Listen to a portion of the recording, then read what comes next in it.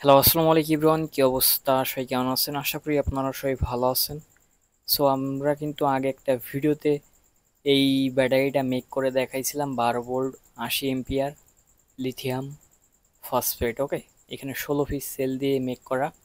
So আমি এটা কিন্তু সোলারে ইউজ করি। আমাদের এখানে এমপিপিটি একটা কন্ট্রোলার আছে, এটা আমার আলি এক্সপ্রেস থেকে নিয়ে আসা। ইদানিং রোদ হচ্ছে না, তো আমি এখন এটা কারেন্টে আর কি চার্জ দিব। এই যে আপনার জংফা 20 এম্পিয়ার, ঠিক আছে।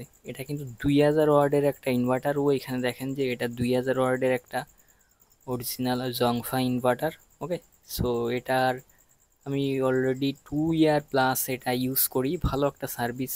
ঠিক আছে, এই জংফা ইনভার্টারে দেখেন এটা 20 এম্পিয়ার ম্যাক্সিমাম।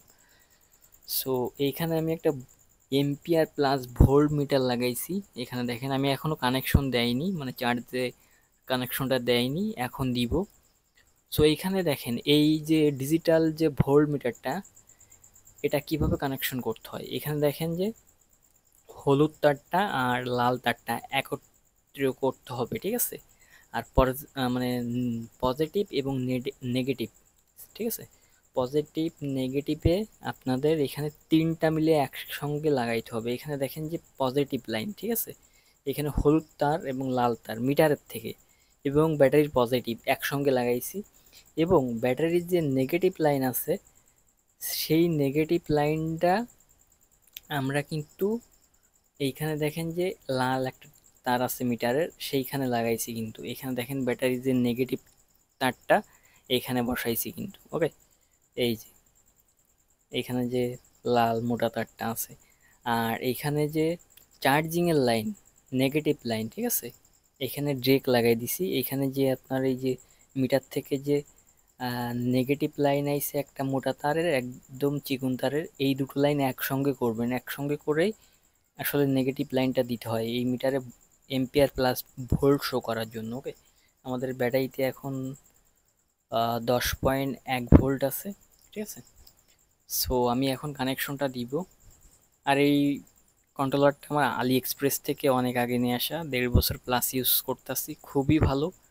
এটার প্রাইস পড়ছিল 800 টাকা। এটা বাংলাদেশে পাওয়া যায় কিনা আমি জানি না, চেক করতে হবে, ঠিক আছে। সো আমি এখন এখানে কানেকশনটা দিব। ওকে, সো জাস্ট এখন আমি কানেকশনটা দিয়ে দিছি, ঠিক আছে। এইখান থেকে দেখেন এই কানেকশনটা দিছি এই যে আপনার ইনভার্টারের। এখন দেখেন এইখানে আমাদের ব্যাটারি চার্জ হচ্ছে 9.18 এম্পিয়ারে, ঠিক আছে। মানে 9 এম্পিয়ার প্লাসে চার্জ হচ্ছে, ঠিক আছে। 9.20-এ চার্জ হচ্ছে। দেখেন এখানে ডিজিটাল যে ভোল্ট মিটারটা আছে, ওই মিটারে আপনাদের দেখাচ্ছি। ওকে, যেহেতু অনেকদিন আসলে রোদ হচ্ছে না, এখানে দেখেন আরো এম্পিয়ার বাড়তিছে আস্তে আস্তে। সো এখানে দেখেন আমাদের ইনভার্টার ইনভার্টার থেকে একটা সাউন্ড হচ্ছে। ব্যাক সাইডে একটা মানে ঠান্ডা করার জন্য একটা ইয়া আছে, ফ্যান আছে, এই দেখেন। ওকে, সো আমি মনে করেন এই ব্যাটারিটা দিয়া, ঠিক আছে। সো 24 ঘন্টা আমি ইউজ করে দেখছি এই ব্যাটারি দিয়ে। 24 ঘন্টা দুটো লাইট এবং একটা ডিসি ফ্যান, আমার মেক করা কাস্টম ফ্যান। আমি ফ্যানটা দেখাচ্ছি আপনাদের। এখানে দেখেন এইটা কাস্টমারটা মেক করা ফ্যান।